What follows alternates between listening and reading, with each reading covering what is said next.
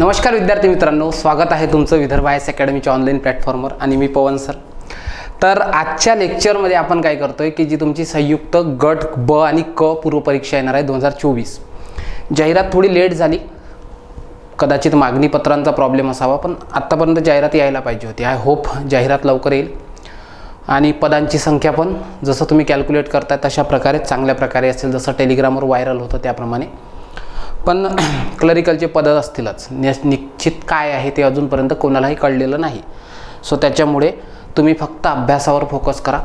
यापुढे मी काही लेक्चर्स घेऊन येतोय, ज्या लेक्चर्समध्ये आपण काय करतोय की जो तुमचा सिलेबस आहे त्या सिलेबसमध्ये नेमके कोणते टॉपिक्स वाचायचे, कसे वाचायचे या गोष्टीवर आपण पूर्णतः फोकस करणार आहे। चला तर सुरुवात करूया आजच्या सेशनला।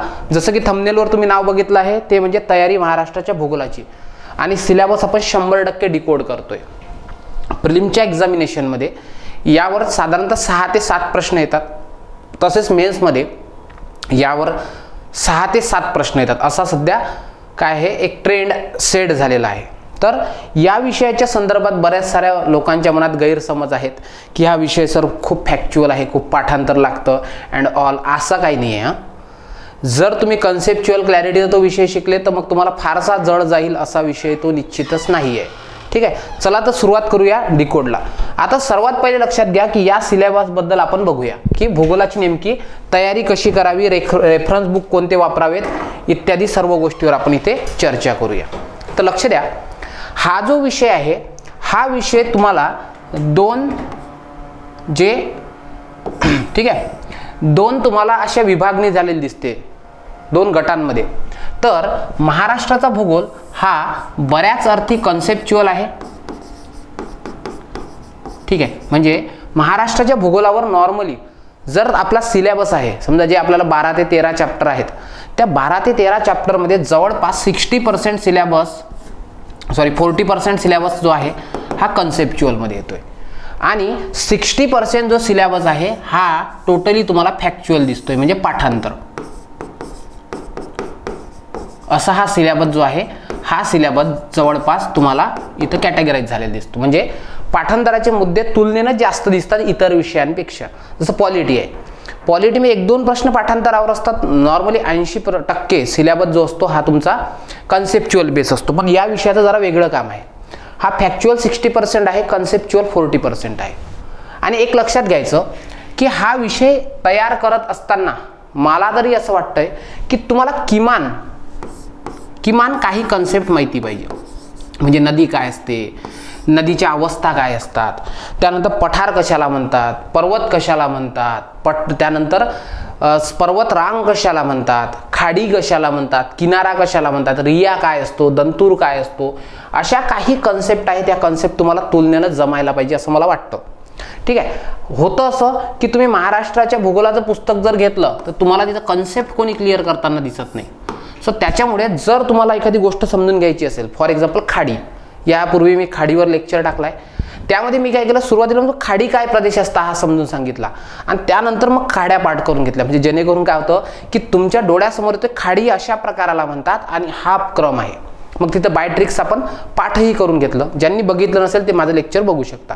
ठीक आहे, तर कॉन्सेप्ट जर तुम्हाला क्लिअर करायचे असतील तर मी तुम्हाला सांगतो की तुम्ही स्टेट बोर्ड किमान वाचले पाहिजे आणि तुम्हाला इंडियाचं नॉलेज असलं पाहिजे।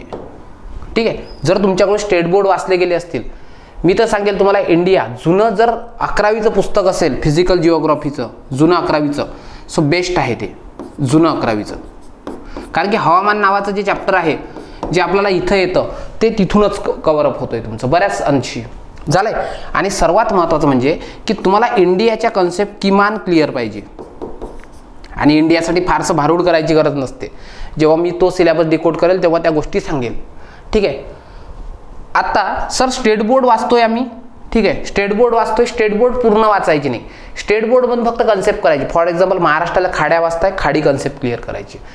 अरबी समुद्र वाचतायत, अरबी समुद्र किमान त्याला अरबी समुद्र का म्हणतात एवढं जरी माहीत असलं पाहिजे, आणि त्याच्या सीमा वगैरे कुठे संलग्न आहे हे तरी कळलं पाहिजे। ठीक आहे, त्याच्यानंतर हे झाल्यानंतर आपला समोर डोळ्यासमोर प्रश्न निर्माण होतो, तो म्हणजे की संदर्भ ग्रंथ वाचायची कोणती। तर लक्षात घ्यायचं, तुम्हाला संदर्भ ग्रंथ जर वाचायची असतील तर तुम्ही काय करायचं, मी तुम्हाला 3 पुस्तकं सांगतो, ठीक आहे.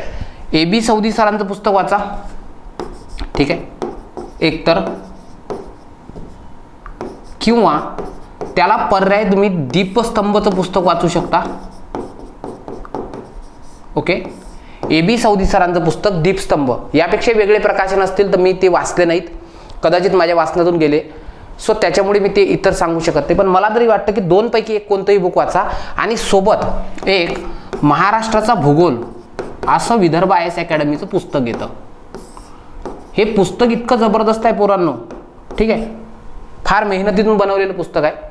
महाराष्ट्राचं भूगोल एक शॉर्ट नोट्स येतं, त्याच्यातून तुमचे महाराष्ट्राच्या भूगोलाचे ऑलमोस्ट सर्व प्रश्न सॉल्व्ह होतात. इतक्या सुंदर पद्धतीने लिहिलेलं पुस्तक आहे. सो ते तुम्हाला प्ले स्टोअरवर आपल्या ॲपवर अवेलेबल होऊन जाईल, ठीक आहे. विदर्भ IAS अकॅडमीचं ॲप घ्यायचं आणि त्यामध्ये ते तुम्हाला अवेलेबल होईल, किंवा तुम्ही ऑफिसला कॉल करून ते विचारणा करू शकता, ठीक आहे. चला, तर मी तुम्हाला सांगितलंय की या विषय आहे कसा नेमका, आणि पुढे आणखी काही गोष्टी बोलूच. मी तुम्हाला संदर्भ ग्रंथ सांगितले हे. आता पुढे जाऊया आपण पुढच्या मुद्द्याकडे. आता पुढचा मुद्दा असा आहे की महाराष्ट्राच्या भूगोलामध्ये कोणकोणते चॅप्टर येतात. 1 बाय 1 चॅप्टरचे नाव दिलेले आहेत आणि त्यामध्ये काय काय वाचायचं आहे हे मी तुम्हाला सांगतो आणि कोणत्या अँगलनं वाचायचं. तुम्ही काय करायचं, यूट्यूबचं लेक्चर आहे, स्क्रीनशॉट काढू शकता, स्क्रीनशॉट करून घ्यायचं, कारण की मी प्रत्येक वेळेस रब करेल स्क्रीन. ओके, बघा, महाराष्ट्राचा राजकीय भूगोल शिकण्याच्या आधी किमान तुम्हाला अक्षांश आणि रेखांश ह्या 2 कन्सेप्ट माहीत असल्या पाहिजे, ठीक आहे. जर तुम्हाला अक्षांश आणि रेखांश ह्या गोष्टी माहीत असतील तर मग तुम्हाला शिकता येईल महाराष्ट्राचा अक्षांश व रेखांश विस्तार, ठीक आहे.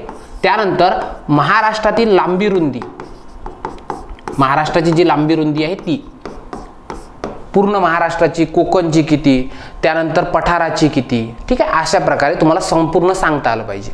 त्याच्यानंतर तुम्हाला सांगता आलं पाहिजे महाराष्ट्राच्या स्थापनेवेळीचं स्टेटस. जेव्हा महाराष्ट्राची स्थापना झाली तेव्हा महाराष्ट्रामध्ये जिल्हे किती होते, त्यानंतर प्रशासकीय विभाग किती होते, ठीक आहे. त्यानंतर तालुके किती होते, मनपा किती होत्या, ह्या गोष्टी तुम्हाला सांगता आल्या पाहिजे. आणि आत्ताचं स्टेटस सध्या काय आहे. मग सध्या काय करायचं, सध्या तुम्ही पहिले प्रशासकीय विभाग शिकून घ्यायचं की 6 प्रशासकीय विभाग आहेत. प्रशासकीय विभागामध्ये काय करायचं, प्रशासकीय विभागामध्ये सर्वात मोठा जिल्हा, ठीक आहे. त्यानंतर सर्वात लहान जिल्हा. बघा, फॉर एक्झाम्पल अमरावती प्रशासकीय विभाग शिकवतोय मी तुम्हाला, तर पहिले अमरावती प्रशासकीय विभाग, त्याचं क्षेत्रफळ किती आहे. बघा, प्रशासकीय विभाग, त्याचं क्षेत्रफळ सांगायचं 46,000 आहे, ॲप्रॉक्समध्ये पाठ करायचं. त्याच्यानंतर तिथं जिल्ह्यांची संख्या किती आहे, तर फॉर एक्झाम्पल 5 जिल्हे आहे. त्यानंतर तिथं तालुक्यांची संख्या किती आहे, तर तालुक्यांची संख्या सांगायची की 56 तालुक्यांची संख्या आहे. त्यानंतर त्याचा क्लॉकवाईज क्रम सांगायचा. क्लॉकवाईज क्रम कसं सांगत असतात, अमरावती, यवतमाळ, वाशिम, बुलढाणा आणि अकोला असा क्रम सांगता आला पाहिजे. म्हणजे प्रत्येक प्रशासकीय विभागामधल्या जिल्ह्यांचा तुम्हाला क्रम लावता आला पाहिजे, क्लॉकवाईज आणि अँटी क्लॉकवाईज. क्लॉकवाईज म्हणजे घड्याळाच्या दिशेनं, काट्याच्या दिशेनं, अँटी क्लॉकवाईज म्हणजे उलटं. कळलं का. जर कोणताही प्रशासकीय विभाग घेतला, मुंबई घेतला, तर मुंबईचं क्षेत्रफळ 30,728, जिल्ह्यांची संख्या 7, उत्तरेकडून दक्षिणेकडे क्रम, पालघर, ठाणे, उपनगर, शहर, रायगड, रत्नागिरी, सिंधुदुर्ग. त्यानंतर तिथे तालुक्यांची संख्या 50, क्लॉकवाईज क्रम, इथं क्लॉकवाईज लागणार नाही, उत्तरेकडून दक्षिणेकडे असं. त्याच्यानंतर प्रशासकीय विभागाचा सर्वात मोठा जिल्हा, ठीक आहे, आणि सर्वात लहान जिल्हा. माझ्या सोबत लिहा बरं सर्व लोक, यावरच प्रश्न येतात. आणि सर्वात महत्त्वाचं म्हणजे की या ठिकाणी सर्वात मोठा जिल्हा, लहान जिल्हा आणि प्रशासकीय विभागातले 4ही तालुके. बघा, लक्ष द्या. फॉर एक्झाम्पल अमरावती प्रशासकीय विभाग आहे, तर अमरावती प्रशासकीय विभागातला सर्वात उत्तरेकडचा जिल्हा बघायचा, तालुका, सर्वात पूर्वेकडचा तालुका, सर्वात पश्चिमेकडचा तालुका, सर्वात उत्तरेकडचा, सर्वात दक्षिणेकडचा. जसं इथे चिखलदरा आहे, उमरखेड आहे. कळलं का तुम्हाला. सो अशा प्रकारे हेही तुम्हाला कळलं पाहिजे. म्हणजे प्रशासकीय विभागामध्ये सुरुवातीला तुम्ही 6 प्रशासकीय विभाग लिहायचे, त्यासमोर त्याचं क्षेत्रफळ लिहायचं, जिल्ह्यांची संख्या लिहायची, तालुक्यांची संख्या लिहायची, प्रत्येक विभागाचा क्लॉकवाईज क्रम लिहायचा. त्यानंतर सर्वात मोठा जिल्हा कोणता आहे प्रशासकीय विभागामध्ये, सर्वात लहान जिल्हा कोणता आहे हे लिहायचं. आणि आता बघा, तुमच्याकडे मोठा डेटा गॅदर झाला असेल, मग काय करायचं, जे सर्व प्रशासकीय विभाग आहेत सर्व प्रशासकीय विभाग, या सर्व प्रशासकीय विभागांचा क्रम लावायचा. क्रम कशानुसार? नंबर 1 जिल्हा संख्येनुसार. फॉर एक्झाम्पल सर्वाधिक मराठवाड्यामध्ये म्हणजे औरंगाबादमध्ये आहेत, छत्रपती संभाजीनगरमध्ये 8, मुंबईमध्ये 7, नागपूर 5, अमरावती, नाशिक, पुणे 5. ठीक आहे, नागपूरमध्ये 6. त्याच्यानंतर दुसरा क्रम लावायचा तालुका संख्येनुसार. तालुका संख्या कशी? तालुक्याची संख्या कशी? सर्वाधिक कुठे आहेत? तर छत्रपती संभाजीनगरमध्ये 76, त्यानंतर नागपूरमध्ये किती? 64, त्यानंतर पुणे 58, अमरावती 56, नाशिक 54 आणि मुंबई 50. असा क्रम लावायचा, जिल्हा संख्या, तालुका संख्या. ठीक आहे. त्यानंतर क्रम लावायचा त्याच्या लोकसंख्येनुसार. प्रत्येक प्रशासकीय विभागाची लोकसंख्या सर्च करून घ्यायची. कळलंय? असे जर क्रम लावले तर ऑलमोस्ट तुमचा हा प्रशासकीय विभाग नावाचा टॉपिकच पूर्ण होऊन जातो. कळलं का? मी काय सांगतो तुम्हाला, राजकीय भूगोलामध्ये काय काय शिकायचं आहे? अक्षांश, रेखांश, विस्तार, लांबी, रुंदी, महाराष्ट्राच्या स्थापनेवेळी कोणते जिल्हे होते, नव्याने कोणते निर्माण झाले. ठीक आहे. मग आता हे झालंय. आता पुढचा मुद्दा आपण शिकूया. इथे आणखी काय शिकायचं आहे तर नवीन निर्माण जिल्हे, जे नवीन निर्मिती झालेले तालुके आहेत आणि नवीन निर्माण झालेले जिल्हे आहेत. तालुके नाही केलेत चालते. आणि प्रशासकीय विभाग आहेत. कुठून, कोणासोबत आणि कोणत्या वर्षी मुख्यमंत्री कोण. इथे काय काय करायचं? नवीन निर्माण जिल्हे, प्रशासकीय विभाग, याचा दिनांक, त्यानंतर जुना जिल्हा कोणत्या जिल्ह्यातून झालंय. ठीक आहे. आणि त्यावेळेचे सीएम कोण होते. एवढ्या गोष्टी करायच्या. ओके. हे झालंय की मग काय करायचं ते म्हणजे महाराष्ट्राला लागलेल्या सीमा. कोणत्या सीमा? राजकीय सीमा. महाराष्ट्राला किती राज्यांच्या सीमा लागतात बघा. किती राज्य? तुम्हाला सांगता आलं पाहिजे सर, गुजरात लागतं, दादरा नगर हवेली लागतं, मध्य प्रदेश लागतं, छत्तीसगड लागतं, तेलंगणा, कर्नाटक, गोवा लागतं. त्याच्यानंतर किती जिल्ह्यांना लागतं तर तुम्हाला माहित आहे या ठिकाणी 20 जिल्ह्यांना लागतं, 16 जिल्ह्यांना लागत नाही. ठीक आहे. किती प्रशासकीय विभागांना लागतं? किती प्रशासकीय विभाग? असा कोणता प्रशासकीय विभाग आहे का की ज्या विभागाला सीमाच लागत नाही? हेही सर्च करायचं. येतंय का लक्षात? ठीक आहे. किती प्रशासकीय विभागांना लागतं. त्याच्यानंतर सर्वाधिक सीमा कोणत्या राज्याला लागते, सर्वात कमी कोणाला लागते, आणि प्रत्येक राज्याला सर्वात जास्त कोणाची लागते. म्हणजे फॉर एक्झाम्पल तेलंगणा आहे, सर्वाधिक नांदेड लागतो, सर्वात कमी यवतमाळ लागतो. हेही तुम्ही करून घ्यायचं. काय काय करायचं? सीमेमध्ये किती राज्यांना लागते, राज्यातील किती जिल्ह्यांना लागते, किती प्रशासकीय विभागांना लागते, सर्वाधिक सीमा कोणत्या राज्याला लागते, सर्वात कमी कोणाला लागते, याचा क्रम लागता आला पाहिजे. जसं सर्वाधिक सीमा मध्य प्रदेशला 8 जिल्हे, त्याच्यानंतर 7 जिल्हे कर्नाटकला. कळलंय का? ठीक आहे. त्यानंतर 4 जिल्हे तेलंगणा, गुजरातला लागतात. ओके, चालेल. 2 लागतात छत्तीसगडला, 1 लागतो गोव्याला. आलं लक्षात? सो हे अशा प्रकारे तुम्हाला सांगता आलं पाहिजे. म्हणजे बघा, राजकीय भूगोलामध्ये हे तुम्हाला करायचं आहे. आणि सर्वात शेवटी बघायचं की समान नावाचे तालुके. काही तालुके आहे, कर्जत आहे, खेड आहे. सो समान नावाचे तालुके, यावरही प्रश्न येतो. त्यानंतर समान उच्चाराचे तालुके, मोताळा, मोखाळा असं उच्चाराचे तालुके. त्यानंतर तालुका संख्या. त्यानंतर काय?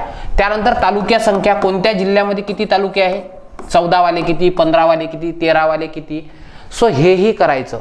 म्हणजे ऑलमोस्ट जर एवढा डेटा तुम्ही केलाय आणि ॲट द एंड तुम्ही काय करायचं, राज्यात असणाऱ्या मनपा, आपल्या राज्यामध्ये मनपा किती आहेत, आपल्या राज्यामध्ये कटक मंडळ किती आहेत, महाराष्ट्रामध्ये झेडपी किती आहे, जिल्हा परिषदा किती आहेत, त्यानंतर पंचायत समिती किती आहे. ओके, झालंय.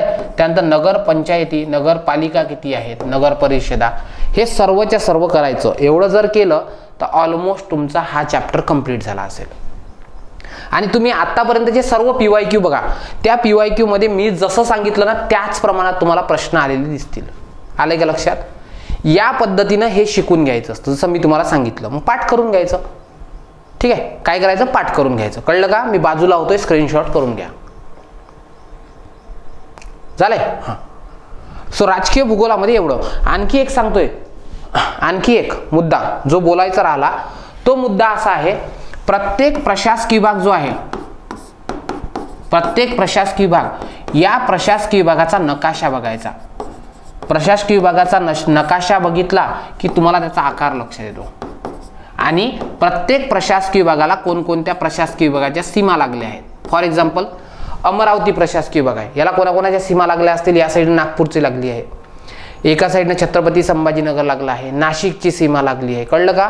म्हणजे प्रत्येक प्रशासकीय विभागाला इतर कोणत्या प्रशासकीय विभागाच्या सीमा लागतात तेही तुम्हाला सांगता आलं पाहिजे, पूर्ण ड्रॉ करता आलं पाहिजे. फॉर एक्झाम्पल मी तुम्हाला ड्रॉ करून दाखवतो, बघा लक्ष द्या.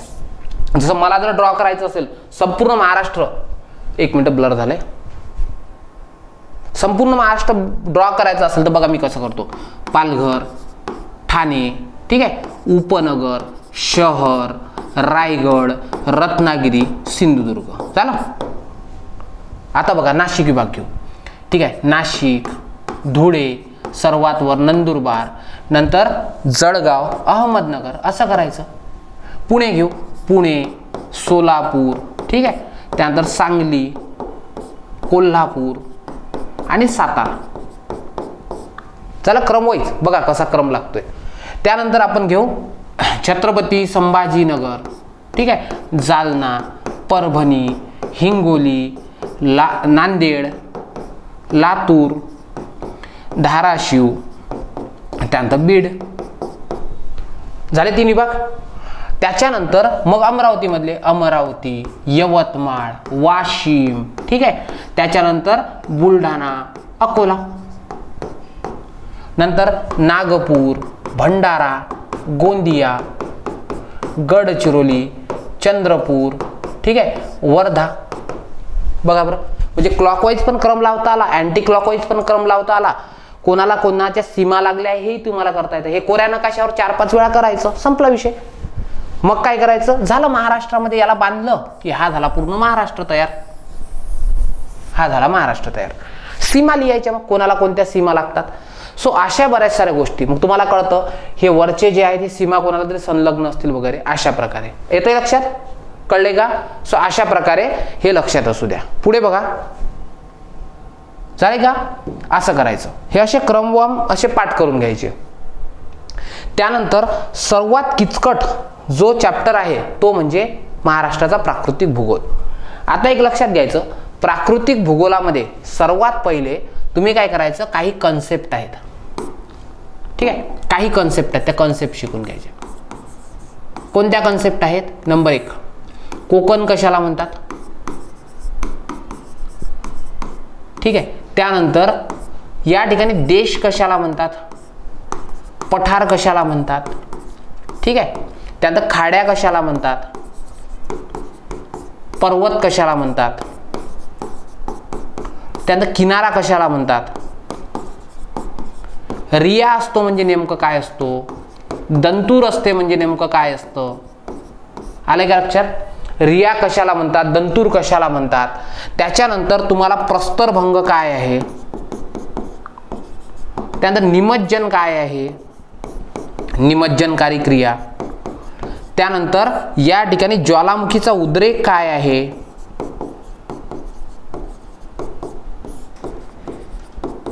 ठीक आहे. त्यानंतर खाड्या काय, सॉरी बीच काय असतं, पुळण ज्याला म्हणतात बीच. वाळूचे दांडे काय आहेत. असे जे जे शब्द तुम्हाला पाठांतरासाठी येतील ते कॉन्सेप्ट तुम्हाला माहित असले पाहिजे, मग तुम्हाला कळतं. ठोकळा पर्वत काय असतो, जसं सह्याद्री ठोकळा पर्वत आहे, ठोकळा पर्वत काय आहे. पण सध्या सह्याद्री अवशिष्ट पर्वत म्हणून ओळखला जातो, तो अवशिष्ट पर्वत काय आहे हे तुम्हाला कळावं लागतं. मग सर्वात पहिले तुम्ही बघायचं की महाराष्ट्राच्या पठाराची निर्मिती कशी झाली. बघा लक्षात, सर्वात पहिले काय शिकायचं, महाराष्ट्राच्या पठाराची निर्मिती कधी झाली. 70 दशलक्ष वर्षापूर्वी झाली, क्रिटॅशियस कालखंडात झाली. 29 वेळा ज्वालामुखीचा उद्रेक झाला. मग ज्वालामुखी रियुनियन बेटावर होता, कधी होता, काय होता, हे सर्व. त्याच्यानंतर मग बघायचं की आपला जो सह्याद्री आहे, या सह्याद्रीची निर्मिती कशी झाली. फक्त निर्मिती सांगतो मी, निर्मिती कशी झाली. नंतर बघायचं तुम्ही की जो आपला कोकण आहे, या कोकणची निर्मिती कशी झाली. आता हे निर्मिती वगैरे शिकून झालं की मग बघायचं या तिघींची वैशिष्ट्ये. कोकणमध्ये खलाटी काय असतं, वलाटी काय असतं, सह्याद्रीमध्ये मावळ प्रदेश काय आहे, घाटमाथा काय आहे, पठारावर तुम्हाला जो प्रदेश दिसतो तो प्रदेश काय असतो हे सर्व करायचं, वैशिष्ट्ये करायचे.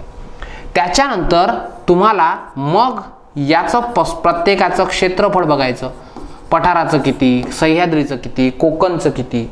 त्यानंतर इथं क्षेत्रफळ बघून मग बघायचं याच्या संदर्भात. ठीक आहे, क्षेत्रफळ बघितलंय, आलं का लक्षात? तुम्ही याचं क्षेत्रफळ बघितलंय, क्षेत्रफळानंतर बघायचं मग यामध्ये असणारे जे काही महत्त्वाची वैशिष्ट्ये आहेत.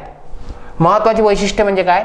महत्त्वाची वैशिष्ट्ये म्हणजे त्या ठिकाणी खाड्या, ठीक आहे, घाट, त्याच्यानंतर पठारावर असणारी इतर पठारं, टेकड्या, हे सर्वच्या सर्व इथं करायचं.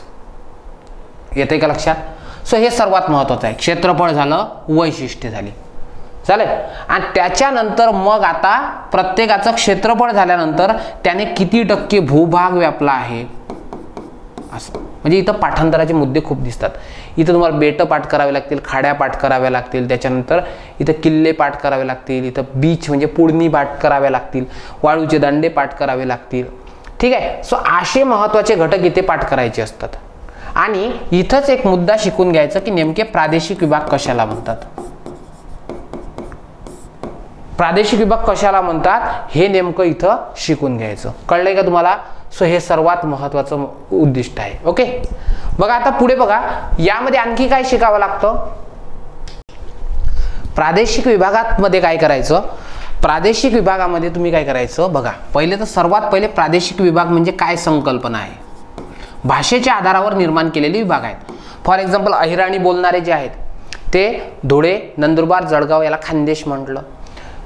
प्रमाण भाषा बोलणारे पुणे विभाग, नाशिक, नगर याला आपण पश्चिम जो महाराष्ट्र म्हणतोय.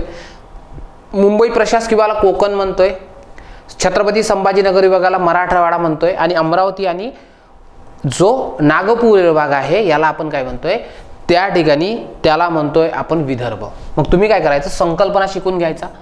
नंतर प्रादेशिक विभागांची संख्या किती आहे, त्यानंतर प्रादेशिक विभागाच्या अंतर्गत जिल्हे कोणते येतात, किती जिल्हे येतात, त्यानंतर त्याचं क्षेत्रफळ किती, त्यानंतर त्याच्यामध्ये असणारे तालुके किती. बघा लक्ष द्या, काय करायचं, जिल्हे किती, क्षेत्रफळ किती, तालुके किती आणि याच्यानुसार क्रम लावायचा. जिल्हा संख्येनुसार क्रम.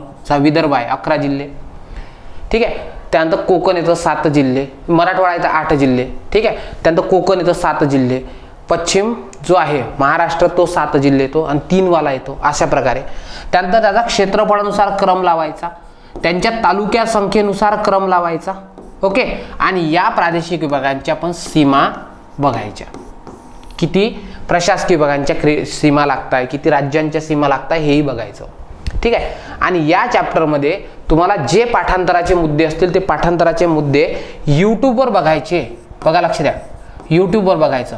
यूट्यूबवर फॉर एक्झाम्पल खाड्या बघताय तर यूट्यूबवर एखाद्याचं लेक्चर करून घ्यायचं. मी असेल नाही तर कोणी असेल. सो त्याच्या ट्रिक्स आहेत. राहुल गंदे सरांनी खूप साऱ्या ट्रिक्स दिल्या आहेत. ठीक आहे. सो अशा ट्रिक्स आहेत तुम्हाला खूप साऱ्या. सो हे इथं कव्हर अप होतोय. ओके, चला मी बाजूला होतोय, लिहून घ्या. हां, आणि एक महाराष्ट्राला लागणाऱ्या सर्व नैसर्गिक सीमा. नैसर्गिक सीमा म्हणजे काय, गाळणा टेकड्या कुठे आहे, दरकेसा कुठे आहे, भामरागड कुठे आहे, चिरोल कुठे आहे, असं सर्व. ठीक आहे. हे सर्वात इम्पॉर्टंट इथे तुम्हाला शिकायचं आहे. आणि सह्याद्रीच्या उपरांगा सुद्धा इथे शिकायच्या आहेत. सह्याद्रीच्या ज्या उपरांगा आहेत त्या सह्याद्रीच्या उपरांगा इथे शिकून घ्यायच्या. कोणत्या नद्यांनी विभागला आहे वगैरे हे सर्वचे सर्व इथं करावं लागतं. ठीक आहे. चलो रप करतोय, पुढच्या चॅप्टरवर जाऊया. यस, बघा, जर तुम्हाला महाराष्ट्राचा भूगोल, भारत, महाराष्ट्र आणि पर्यावरण करायचं असेल तर माझी बॅच तुम्हाला आपल्या ॲपवर दिसेल. ठीक आहे. याची प्राइस पण कमी केली आहे. त्याच्यानंतर चालू घडामोडीसाठी हा माझा कोर्स आहे जो तुम्ही या बॅनरचा कोर्स तुम्ही परचेस करू शकता. अपडेटेड कोर्स आहे.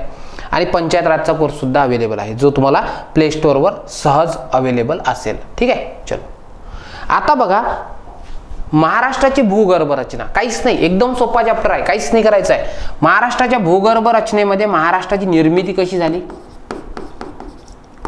की ज्वालामुखीचा उद्रेक कसा झाला, किती वेळा झाला, कसा साचला, बेसाल्ट आहे, कोणत्या प्रकारचा आहे हे शिकून घ्यायचं. नंतर महाराष्ट्रामध्ये कोणती खडक प्रणाली आहे, ठीक आहे, काहीच नाही. विंध्यन कुठे आहे, बेसाल्ट कुठे आहे, जांबा कुठे आहे, कडप्पा कुठे आहे, आर्कियन कुठे आहे, धारवाड कुठे आहे, हे खडक प्रणाली बघायच्या. या खडक प्रणालीच्या श्रेणी बघायच्या. जसं आता फॉर एक्झाम्पल श्रेणी असतं, पैनगंगा श्रेणी, सौसर श्रेणी, कलाडगी श्रेणी, अशा श्रेणी बघायची. त्यानंतर ह्या ज्या खडक प्रणाली निर्माण झाल्या यांचा क्रम, सर्वात पहिले काय निर्माण झालं तर आर्कियन निर्माण झालं. जगाचा पायाभूत खडक आर्कियन असतो. मग धारवाड का झालं, मग कडप्पा झालं, मग विंध्य झालं. सो अशा प्रकारे इथं काहीच नाही करायचं. इथं महाराष्ट्राची निर्मिती कशी झाली, खडक प्रणाली कोणती आहे, त्याच्या श्रेणी कोणत्या आहेत, कोणती खडक प्रणाली कोणत्या जिल्ह्यात आहे. फॉर एक्झाम्पल विंध्य फक्त उत्तर चंद्रपुरात दिसते. आणि सर्वात महत्त्वाचं, प्रत्येक खडक प्रणालीतलं महत्त्वाचं खनिज. सो एवढंच आहे, एवढंच तुम्हाला इथं विचारलं आता, नाही तर काहीच नाही. फक्त या 4 गोष्टी करायच्या. काय काय सांगितलं, खडक प्रणाली कोणकोणत्या आहेत, विंध्य कुठं आहे, ठीक आहे, त्यानंतर आर्कियन कुठे आहे, धारवाड कुठे आहे, गोंडवाना कुठे आहे हे बघायचं. त्यांच्या निर्मितीनुसार क्रम लावायचा. सर्वात पहिले कोणाची निर्मिती झाली असा निर्मितीनुसार त्याचा क्रम लावायचा. त्यानंतर सौसर श्रेणी कोणत्या, साकोली श्रेणी कोणत्या, कोणत्या जिल्ह्यामध्ये आहे आणि कोणते खनिज आहेत. संपला विषय. तुम्हाला महाराष्ट्राच्या भूगर्भ रचनेवर एवढाच प्रश्न येतो. आले लक्षात. चलो पुढे जाऊया. पुढचा मुद्दा आहे तो म्हणजे हवामान. आता एक लक्षात ठेवायचा, हा 100% तर नाही पण 80 ते 90% हा कन्सेप्च्युअल आहे. तुम्हाला इथं काहीच नाही. इथं प्रश्न आयोग असे विचारून राहिलं पोरांनो की जे प्रश्न सहसा पोरांना सॉल्व्ह करायला फारसं कठीण जातं. काय चॅम्पियनचं हवामान वर्गीकरण विचारलं, रावांचं विचारलं, असे हवामान वर्गीकरण की जे आपल्या सिलेबसमध्ये नॉर्मली कोण्या पुस्तकात दिसणार नाही. सो असेही प्रश्न येऊन राहिले. सो त्याच्यामुळे असं नाही की सोडून द्यायचं, पण कमी प्रमाणात. बघा लक्ष द्या. इथं सर्वात पहिले तुम्हाला काय शिकावं लागतं, इथं शिकावं लागतं वातावरण कशाला म्हणतात. इथं शिकावे लागतात वातावरणाचे घटक कोणते आहेत, नायट्रोजन किती, ऑक्सिजन किती. त्याच्यानंतर वातावरणातले स्तर कोणते आहेत, ठीक आहे, तपांबर, स्थितांबर, आयनांबर, मध्यांबर, हे वातावरणाचे स्तर शिकावे लागतात. त्याच्यानंतर वातावरणाचे प्रभावी घटक कोणते आहेत, प्रभावी घटक. आणि मग तुम्हाला शिकावं लागतं हवा कशाला म्हणतात, हवा म्हणजे वायूंचं मिश्रण. वारा कशाला म्हणतात, वारा म्हणजे वाहणारी हवा. त्यानंतर दाब कशाला म्हणतात, हवेच्या वजनाला हवेचा दाब म्हणतात. त्यानंतर समताप रेषा, समान तापमान जोडणाऱ्या रेषा म्हणजे समताप रेषा, ठीक आहे. त्यानंतर समभार रेषा, हे शिकावं लागतं. त्यानंतर तुम्हाला शिकावं लागतं ऋतुचक्र कशाला म्हणतात, ऋतुचक्र, हिवाळा उन्हाळा. ऋतुचक्रामध्ये कोणते महिने येतात. त्यानंतर ऑक्टोबर हीट काय असतं, ही कन्सेप्ट काय आहे. झालंय. त्याच्यानंतर तुम्हाला शिकावं लागतं की प्रत्येक ऋतूमध्ये, ठीक आहे, प्रत्येक ऋतूमध्ये महाराष्ट्राचे जे 3 विभाग दिसतात, कोकण दिसतोय, घाटमाथा दिसतोय, ठीक आहे, आणि त्याच्यानंतर तुम्हाला दिसतोय तो म्हणजे पठार, यांची स्थिती कशी असते. प्रत्येकाचं वेगवेगळं वैशिष्ट्य आहे, ठीक आहे. त्यानंतर हवामानाचं वर्गीकरण करायचं कशा प्रकारे, बघा काय करायचं, रॅन्डम निवडायचं पठार. हा कलर दिसत नाही व्यवस्थित, मी कलर चेंज करतोय. पठार आहे. या पठाराचं उन्हाळ्यात हवामान कसं असतं, हिवाळ्यात कसं असतं आणि पावसाळ्यात कसं असतं हे शिकून घ्यायचं. तसंच कोकणचं पण सेम, ओके, घाटमाथ्याचं पण सेम. त्याच्यानंतर मग शिकायची पर्जन्य नावाची कन्सेप्ट. पर्जन्य कशाला म्हणतात, पर्जन्याचे प्रकार काय असतात. त्यानंतर मान्सून कशाला म्हणतात, ठीक आहे. पर्जन्याचं मग बघायचं की पर्जन्य केव्हा पडतं, म्हणजे त्याचा ऋतू काय असतो, ठीक आहे.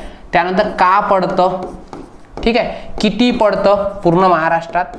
त्यानंतर पर्जन्यानुसार सर्वात जास्त पर्जन्याचे ठिकाणं, याचा क्रम, आणि सर्वात कमी पर्जन्य,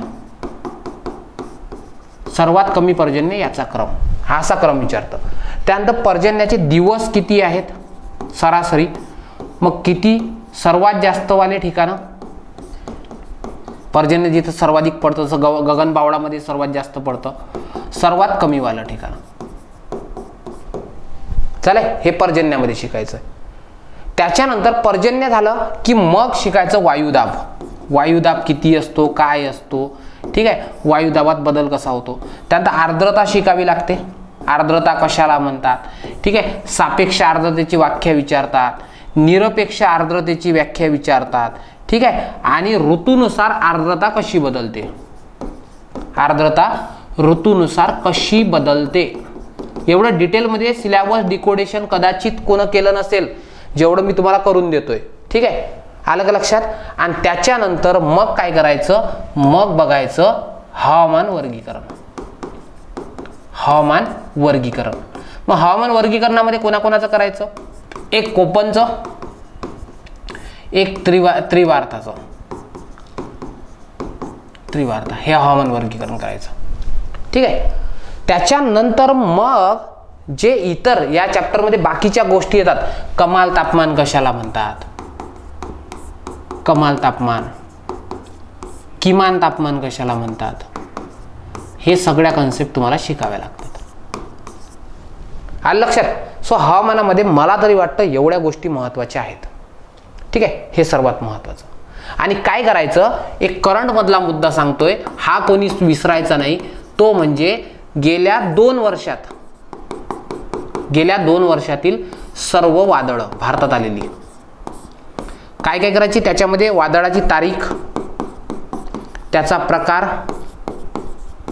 ठीक आहे, आणि त्याचा प्रभाव काय झाला, कोण्या किनाऱ्यावर आलं, किती प्रमाणात आलं, त्याचा स्पीड किती होता, हे सर्वच्या सर्व तुम्हाला इथं येतं. आणि सर्वात महत्त्वाचं करंटमध्ये आणखी करायचं की इथून उष्णतेचे प्रमाण, जे उष्ण आहे तर उष्णतेनं काय आकडेवारी गाठली. जसं ऑगस्ट हा 122 वर्षातला सर्वात कोरडा आणि सर्वाधिक उष्ण ऑगस्ट ठरला आहे 2022चा 23चा, ठीक आहे. अशा प्रकारे, ठीक आहे, लिहून घ्या. हे हवामानामध्ये तुम्हाला नॉर्मली एवढं शिकायचं आहे, ठीक आहे. चलो हां, पुढे बघा.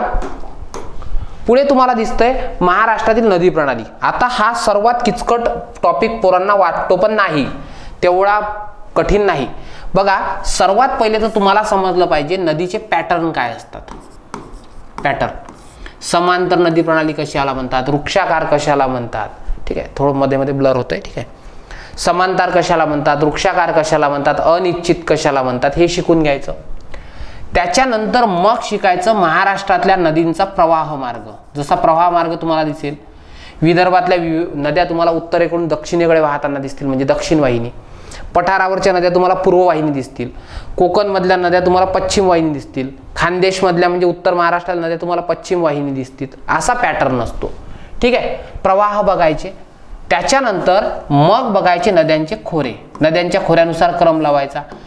जसं गोदावरीने 49% व्यापला आहे, ठीक आहे. कृष्णा भीमा असेल 22.5% असेल, 16.5% तापी पूर्णा असेल, नर्मदा असेल 0.5%, त्याच्यानंतर कोकणमधील नद्या असतील 10%. असा खोऱ्यांचा क्रम लावायचा, ठीक आहे. खोऱ्यांचा क्रम हे झालं की मग काय करायचं, सर्वात पहिले घ्यायच्या कोकणमधील नद्या, कोकणातील नद्या.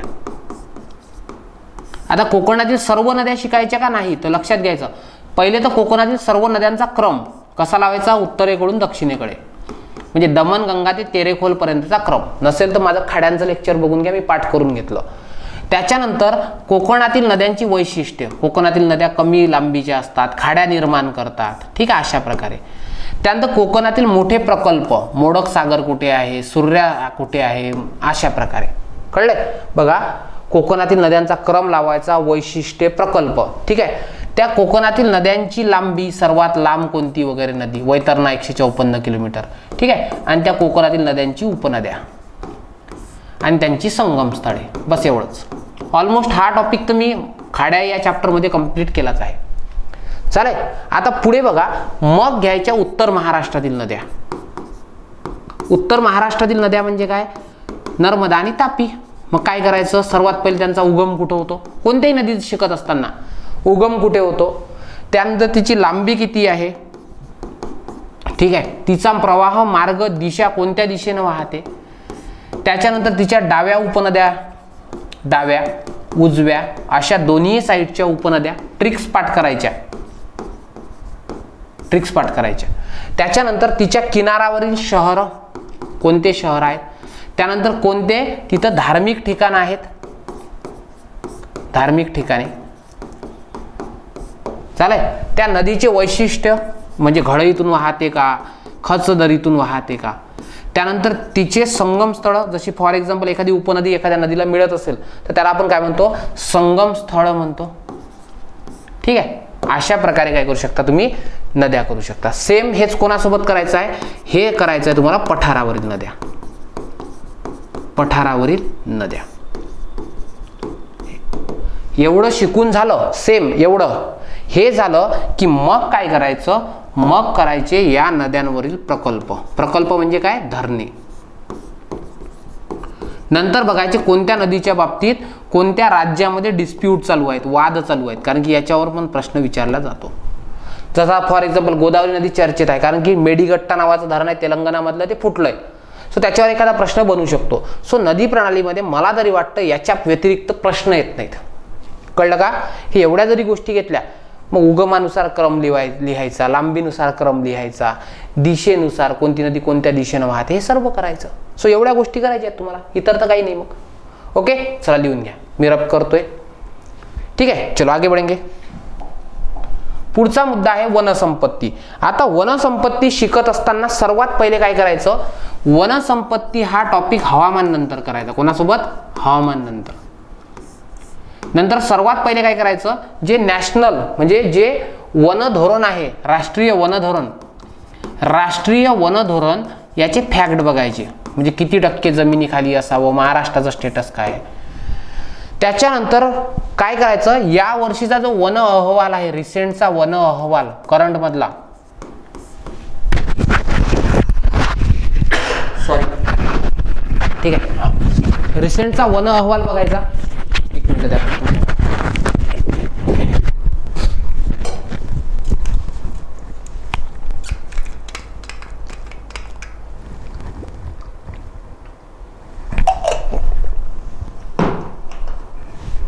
ठीक आहे, त्यानंतर वनांच्या प्रमाण किती आहे आपल्या इथे, हे सर्व गोष्टी इथून करून घ्यायचं. हे पहिले करायचं मी सांगितल्यानंतर आणि त्याच्यानंतर मग काय करायचं.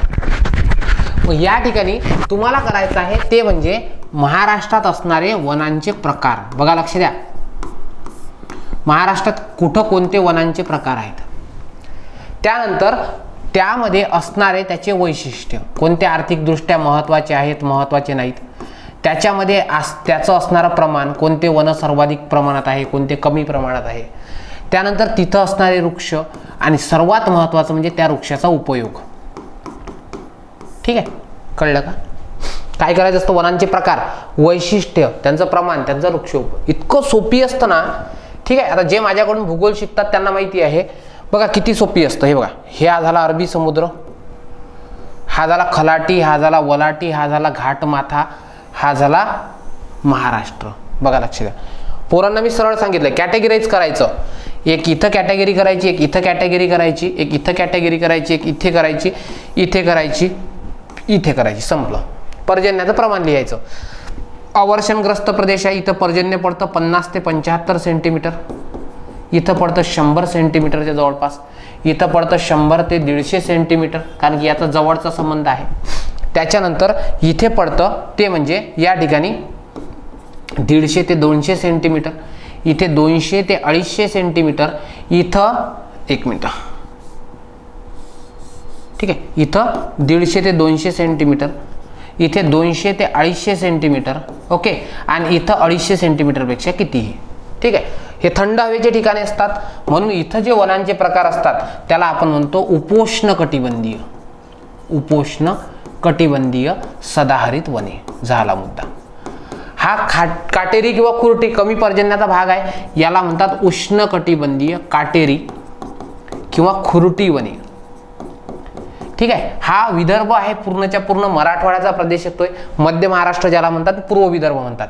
या ठिकाणी तुम्हाला दोन्ही ठिकाणी उष्ण कटिबंधीय असा आणि पानगडी वने दिसतात. इथं पण पानगडीची वने आहे, इथे पण पानगडीची वने आहे. फरक एवढाच आहे की इथं आर्द्रता जास्त आहे म्हणून याला आर्द्र पानगडी वने म्हणतात, आणि इथं कोरडेपणा जास्त आहे म्हणून याला शुष्क पानगडी वने म्हणतात.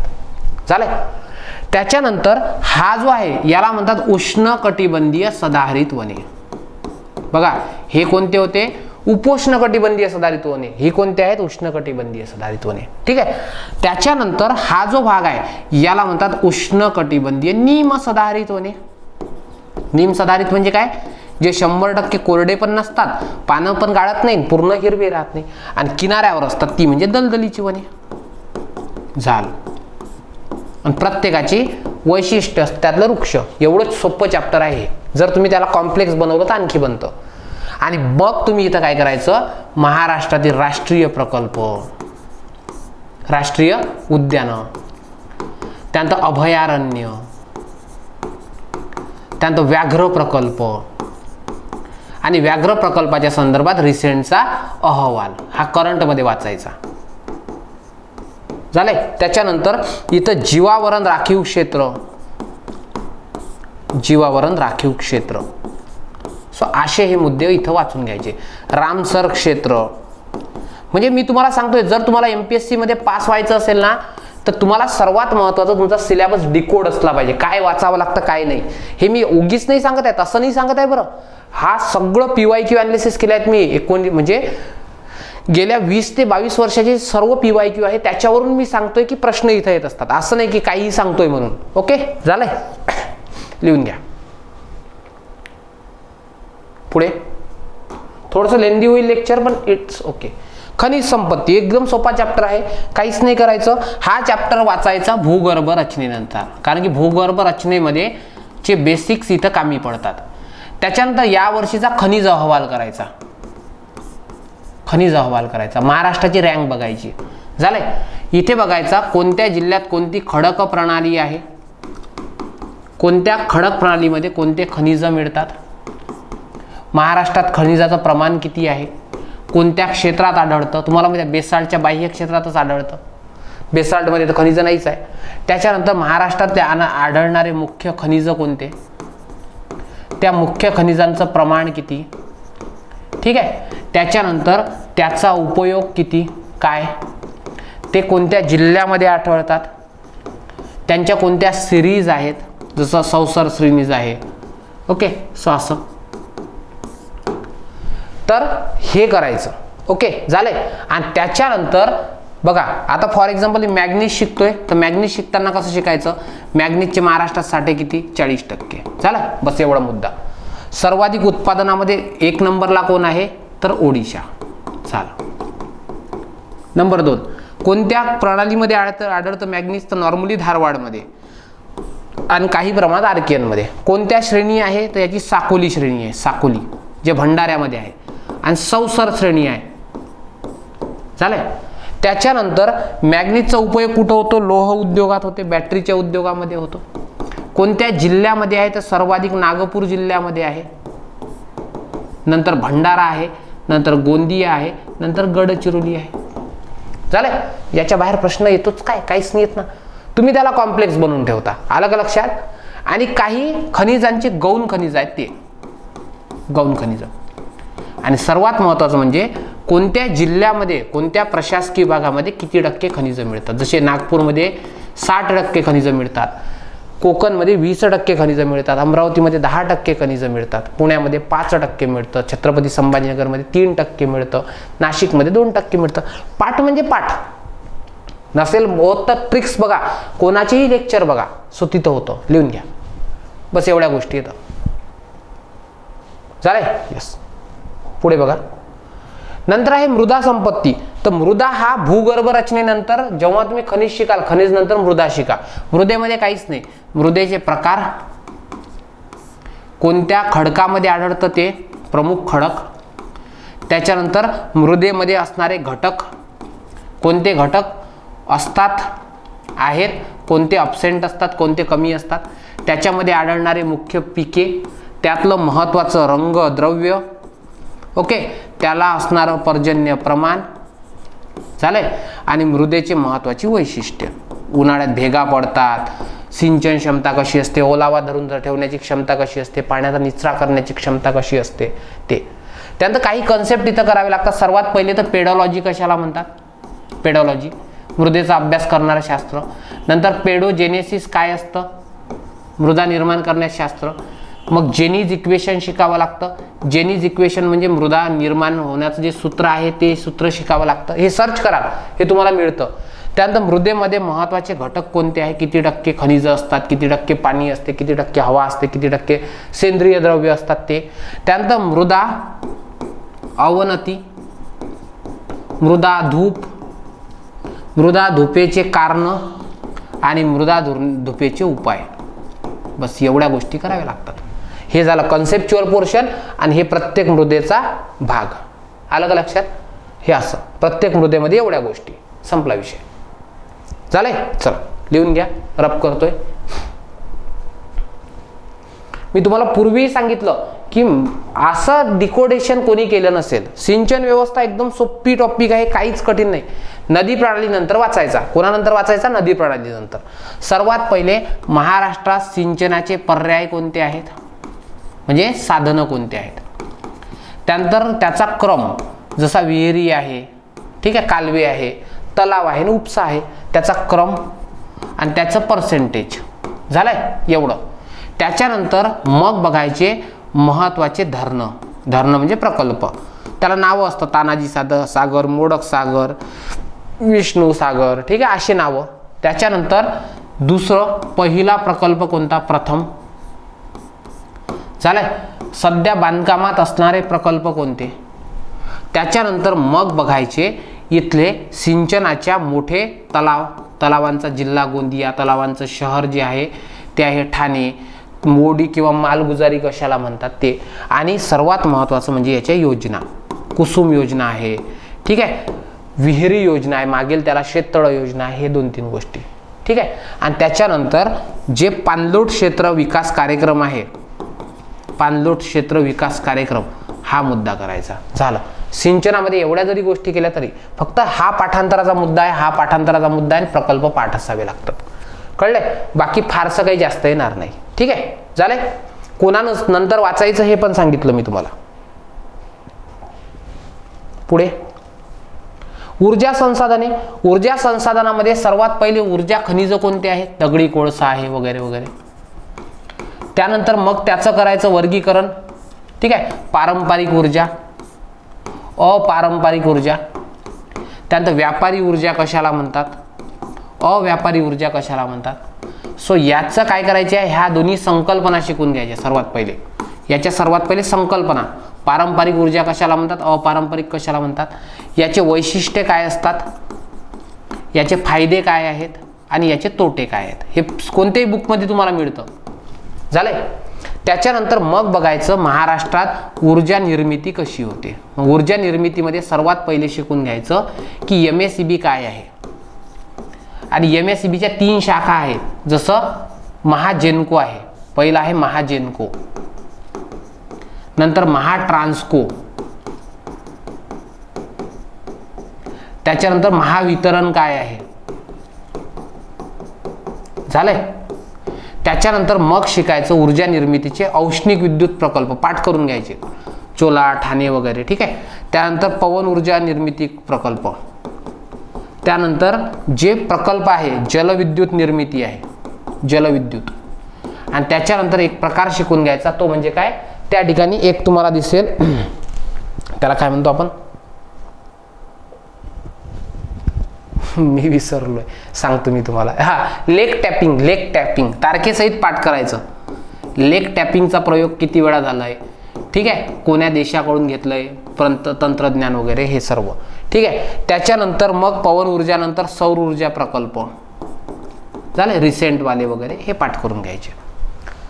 सो नॉर्मली ऊर्जा संसाधनामध्ये एवढा सारा पोर्शन येतो, इतर कोणत्या गोष्टी येत नाही. फक्त ह्या कन्सेप्ट करून घ्या बरं व्यवस्थित. यावर प्रश्न विचारला तर व्यापारी आणि व्यापारी ऊर्जा कशाला म्हणतात, आणि हे प्रकल्प आहेत, आणि एक ते MSEB नावाची संस्था. झालंय. चलो. आणि यामध्ये 2-3 योजना करायच्या, दीनदयाल उपाध्याय योजना. ठीक आहे. अशा प्रकारच्या 2-3 योजना करायच्या. झालंय. पुढे जाऊया. रब करतोय. नंतर लोकसंख्या सिद्धांत. लोकसंख्येचे सिद्धांत करायचे. ठीक आहे. जसं की फॉर एक्झाम्पल लोकसंख्या कशाला म्हणतात.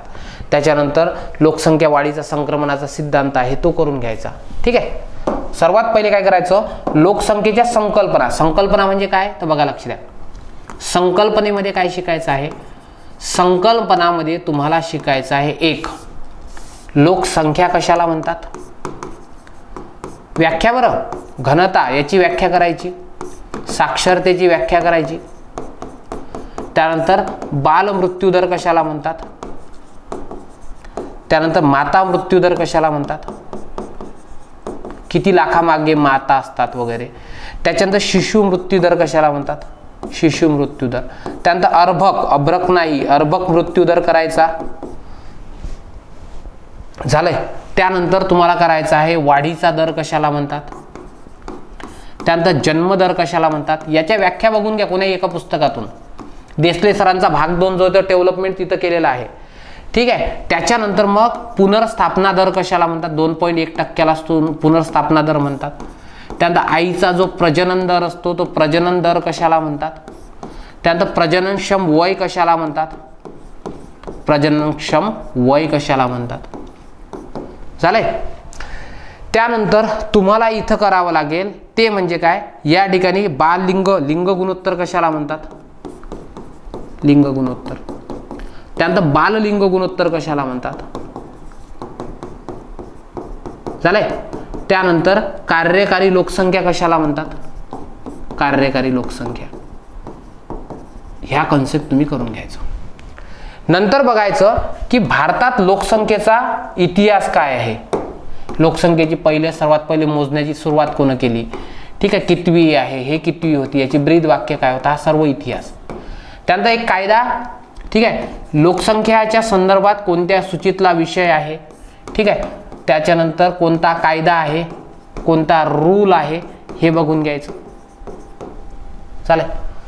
त्याच्यानंतर सध्याचे लोकसंख्या आयुक्त कोण आहेत ते बघायचं. नंतर MTP कायदा करायचा, medical termination of pregnancy act 97 act.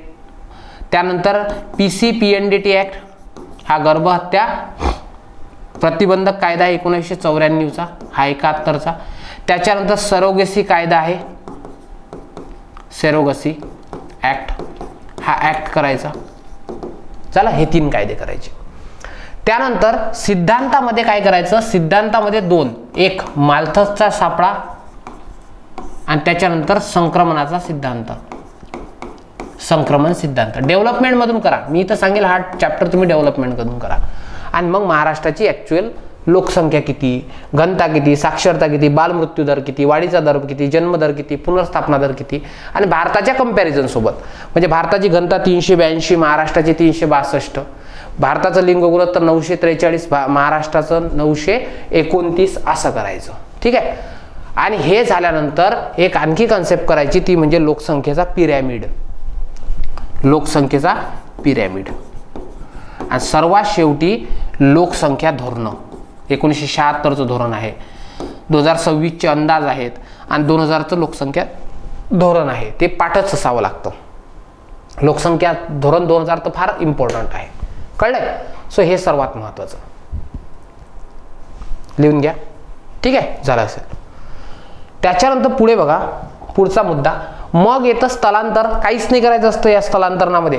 सर्वात पहिले तर स्थलांतरण कशाला म्हणतात ही संकल्पना शिकायची. त्यानंतर स्थलांतरणाचे फायदे काय आहेत, स्थलांतरणाचे तोटे काय आहेत, स्थलांतरणाचे प्रकार काय असतात, ग्रामीण टू ग्रामीण, ग्रामीण टू नागरी, नागरी टू नागरी, नागरी टू ग्रामीण, ठीक आहे. जिल्हा अंतर्गत, राज्यांतर्गत, आंतरजिल्हा, आंतरराष्ट्रीय, हे असे सगळे प्रकार शिकून घ्यायचे. त्यानंतर स्थलांतरणाची कारणं काय आहेत. विवाह सर्वात मोठं कारण आहे. त्याच्यामध्ये सर्वात जास्त कोण करतं तर स्त्रिया करतात, मग रोजगारासाठी पुरुष करतात. आणि त्यानंतर इतर राज्यातून महाराष्ट्रात होणारं स्थलांतरण. पण झालं, एवढं करायचं असतं. आलं का लक्षात. बाकी काहीच नाही, सिंपल टॉपिक आहे. ओके, चलो.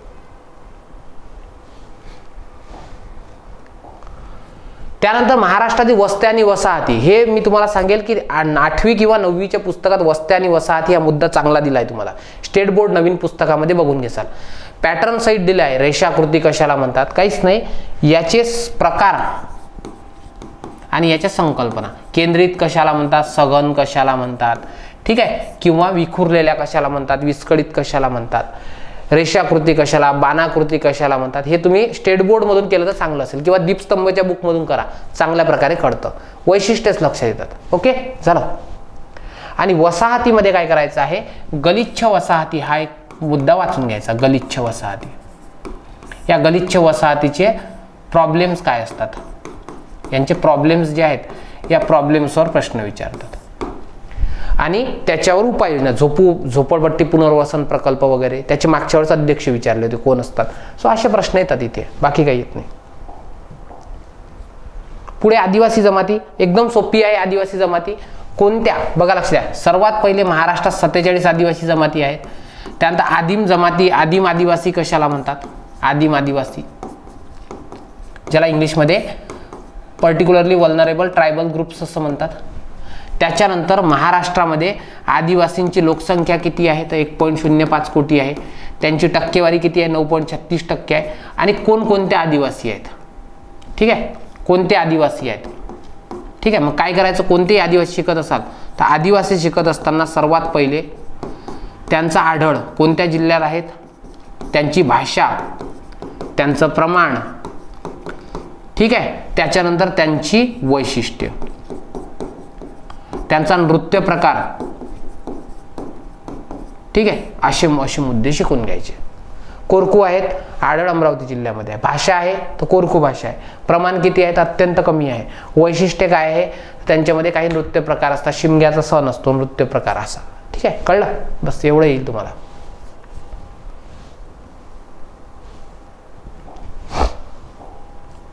नंतर उद्योगधंदे, वाहतूक आणि दळणवळण. मी तुम्हाला सरळ सांगेल, उद्योगधंदे हा तुम्ही जेव्हा इकॉनॉमी शिकाल त्या इकॉनॉमीमध्ये चांगल्या प्रकारे तुम्ही शिकताच. किंवा फक्त इथं एवढं करायचं, कोणत्या जिल्ह्यातला चादरी कुठल्या प्रसिद्ध आहे, खेळणी कुठली प्रसिद्ध आहे, पहिला पहिला जो आहे तो कापड गिरणी कोणती, पहिला स्टील प्रकल्प कोणता, काय पहिला काचेचा उद्योग कोणता, एवढं विचारतात.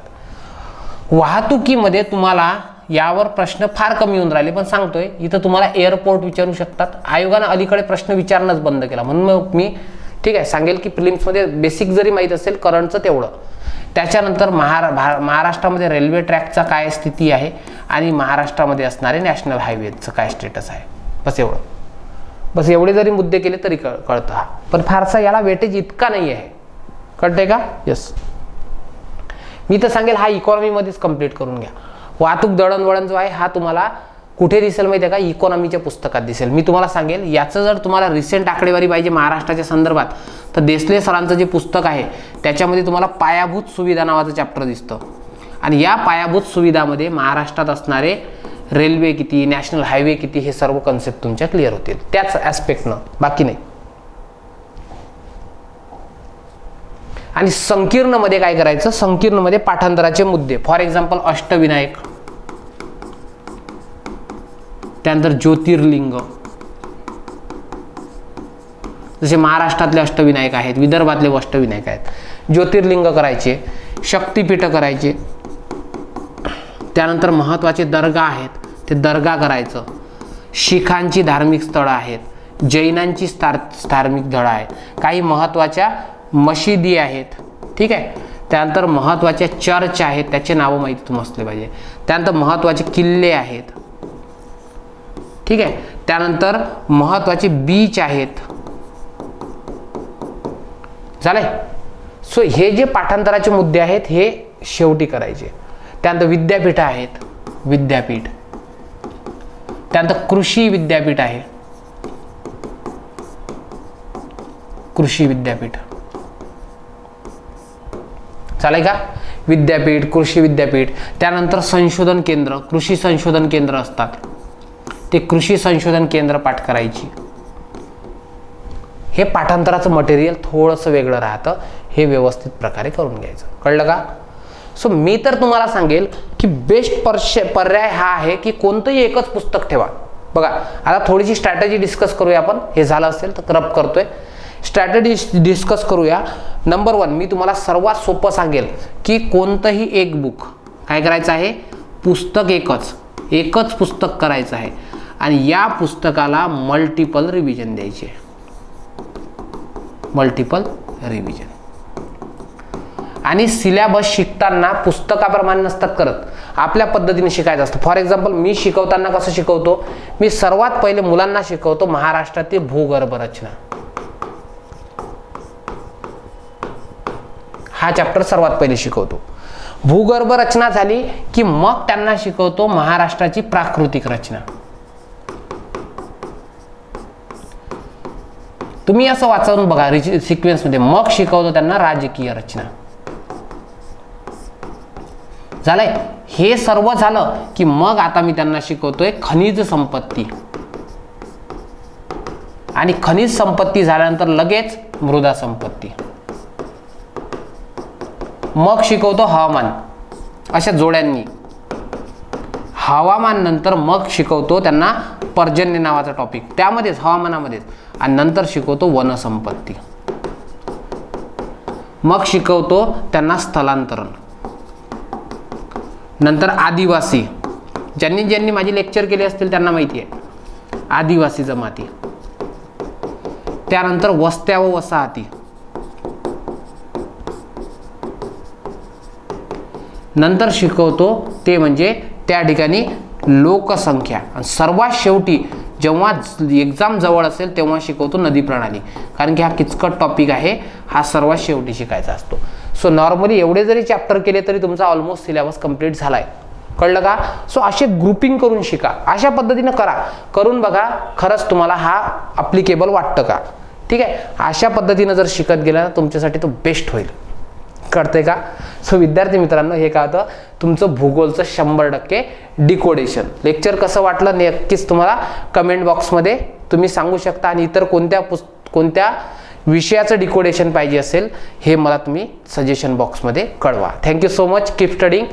जय हिंद.